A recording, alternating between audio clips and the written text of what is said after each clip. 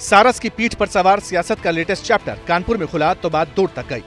आरिफ के साथ SP supremo Kanpur जू पहुंचे, जहां सारस को रखा गया है। अखिलेश के आगे पीछे लाव लश्कर था। विरोध के तल्ख सुर योगी सरकार को सुनाए जा रहे थे। सारस पर सियासी तल्खी के कई मायने निकाले जाने लगे। सवाल उठे कि सारस के सहारे यूपी के टीपू बनेंगे सुल्तान। क्या सारस के सहारे अखिलेश M-Y समीकरण सेट कर रहे हैं? क्या सारस ही अखिलेश के 2024 के मिशन का एजेंडा है? और है तो क्यों, ये भी बताएं। उससे पहले सारस के बहाने अखिलेश ने योगी सरकार पर जिस तरह निशाना साधा वो सुन लीजिए। जाता हूं, उस पर कार्रवाई हो जाती है और ये कोई अच्छी परंपरा नहीं है। अगर आप गड्ढे खोद रहे हो तो ये समझ लो गड्ढे अपने लिए खोद रहे हो। कोई हमारी पार्टी का करीब है तो उसके झूठे मुकदमे लगा देंगे आप। आरिफ जो सारस की सेवा कर रहा था, मैं जानना चाहता हूं जब उसको मदद की ज़रूरत थी तो ये कहाँ थे? जब वो घायल सारस था तब सरकार और सरकार के लोग कहाँ थे? तो कम से कम सरकार को ऐसे लोगों का सम्मान करना चाहिए था। सारस वाले आरिफ यूपी के उस वोट बैंक का हिस्सा है जिसे साधे बगैर सत्ता के शीर्ष तक पहुंचना मुश्किल होता है। यूपी के इसी M फैक्टर के साथ अखिलेश Y यानी यादव फैक्टर की सियासी केमिस्ट्री फिट करने की जुगत में है।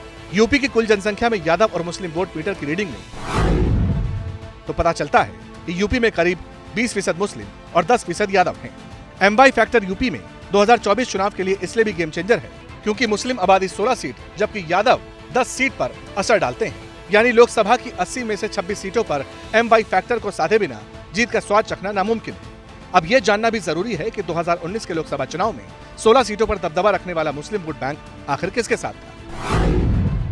पिछले लोकसभा चुनाव में मुस्लिम बहुल सीटों पर बीजेपी को 8, बीएसपी को 5 जबकि एसपी को 3 सीटों पर जीत दर्ज हुई थी। 2019 के लोकसभा चुनाव में महागठबंधन के बैनर तले एसपी और बीएसपी साथ लड़े थे, लेकिन तब भी बीजेपी का परफॉर्मेंस दोनों के मुकाबले बेहतर रहा था। ऐसे ही Y फैक्टर यानी यूपी के यादव वोट बैंक की नब्ज टोलें तो 2019 लोकसभा चुनाव में यादव बहुल 10 सीटों में से बीजेपी के खाते में 6 जबकि समाजवादी पार्टी के खाते में 2 सीट गई थी। बीएसपी को भी 2 ही सीटों पर जीत हासिल हुई थी। दिल्ली का रास्ता यूपी से ही होकर गुजरता है, तो क्या M-Y फैक्टर को एक मंच पर लाकर अखिलेश मोदी का विजय रथ रोक पाएंगे? इस पर अखिलेश की स्ट्रैटेजी क्या है, ये भी जान लीजिए। ये साजिश षड्यंत्र बड़ा है, इसलिए आप समझदारी से काम लीजिए।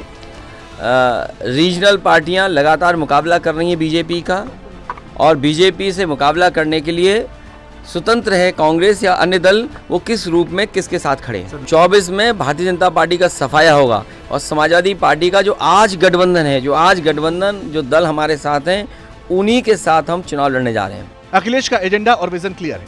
2024 में M-Y कॉम्बिनेशन की पावर और क्षेत्रीय दलों के गठजोड़ के बूते मोदी की सुनामी को रोकना है, मगर ये दांव कितना कारगर होगा ये तो वक्त ही बताएगा।